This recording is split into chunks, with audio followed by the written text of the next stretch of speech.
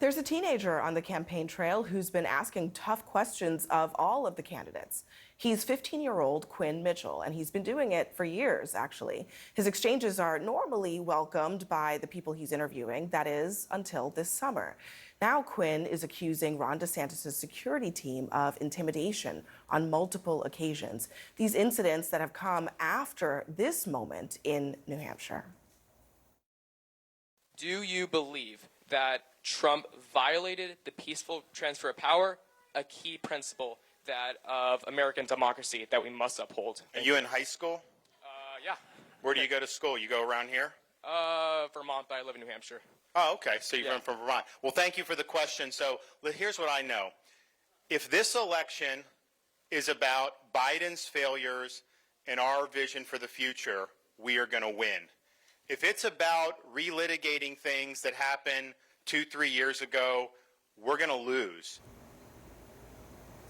And since then, Quinn says that he's had physical interactions with DeSantis' team, that he's been blocked from any further interaction with the governor. CNN has reached out to DeSantis' campaign and his super PAC and asked for comment, but we have not heard back. However, Quinn Mitchell joins me now. Quinn, thank you for being here.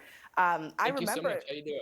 I'm great. I remember that moment pretty distinctly because it caught my attention. What caught my attention also was that DeSantis didn't really answer your question. What do you make of the fact that he seemed to struggle there with that question that you asked him?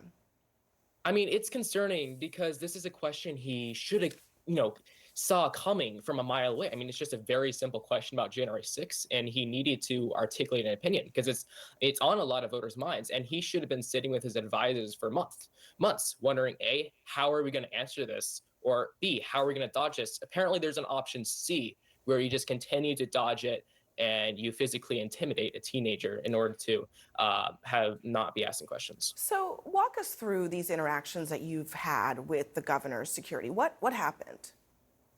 Yeah, so after my first encounter with him was June 27th, I went to a July 4th parade for him. And listen, he got Chris Christie yelled at him on TV. I felt a little bad about it since I figured maybe he didn't have time to answer it. So I just wanted to give him the platform to re-answer it. I was met with glares. Team glared at me. Eventually, I got close to him. I was pulled away and surrounded by security. I was told not to move for 5 minutes while that was going on. It was definitely physical intimidation. And then my next event for him, again, met with hostile glares. They were sneaking pictures of me with the Snapchat caption, got our kid. So it's concerning to me, and I think it's a restriction of free speech, and it's very concerning they're willing to go to that extent to just shut down a very simple question about January 6th. Did you reach out to Ron DeSantis personally, and did you hear back from him? I don't exactly have the contacts to do that. I wish I did. After the parade, I just kind of expected somewhat of an apology, just because it doesn't really play, like that sort of behavior in New Hampshire doesn't really play to voters. I mean, they really want you to answer questions, and they're going to get mad if you don't answer questions. And listen, I'm not out here looking for an apology, but it's definitely concerning to me. One of the reports said that the governor's wife, Casey DeSantis, talked to your family and suggested that you were lying about all of this. What's your message to Mrs. DeSantis? I mean, I just think it's concerning. I mean, I didn't personally hear it. I just heard my mom say that's not okay over and over and over again. I think the DeSantis should have made note of that. He did say to me, come to my next event and we'll get to the bottom of that. We obviously know what happened the next event. So again, it's just extremely concerning to me. And I just felt that the story needed to be shared. You said you're not looking for an apology, but if one was received, I mean, would you think that that was appropriate? Probably, yeah. I've never been one for personal attacks, and I don't want this to evolve in a really bad fight between me and DeSantis. I just don't want that to happen, and yeah, I think I would accept a personal apology. But yeah. You can continue, but what? Yeah, I mean, I think I would be looking, I don't know, I'm not really looking for a personal apology, but it's definitely concerning to me that they did go to that extent. And I'm not looking for a food fight here. That's the last thing I want. I just really want to respect New Hampshire voters to get that opportunity to ask those questions. And yeah. That's the New Hampshire tradition.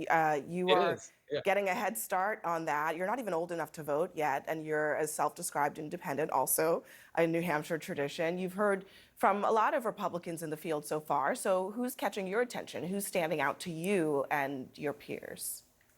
Yeah, definitely. Obviously, we see candidates like Chris Christie and Vivek Ramaswamy doing really well here because they're going all around the state. They're taking questions and they're meeting voters after events. When candidates don't do that, and listen, I've seen the extent of stump speech only goes so much. People in New Hampshire really value their time with candidates and to be able to ask those hard-hitting questions that are on their minds. And when a candidate doesn't allow that, it's not going to go well for them here in New Hampshire. So I think Chris Christie will do well here. And New Hampshire is definitely a big independent faction in New Hampshire. I expect him to do well. Also, Vivek Ramaswamy is going all around the state taking questions and encouraging healthy debates. So also Nikki Haley as well. So New Hampshire really values their retail politics. So those Yeah. candidates would do well. Yeah. Look, I'm a big fan of tough questions too, Quinn. So I think Yeah. you're doing a great job so far. Thank you for joining us tonight. Thank you so much.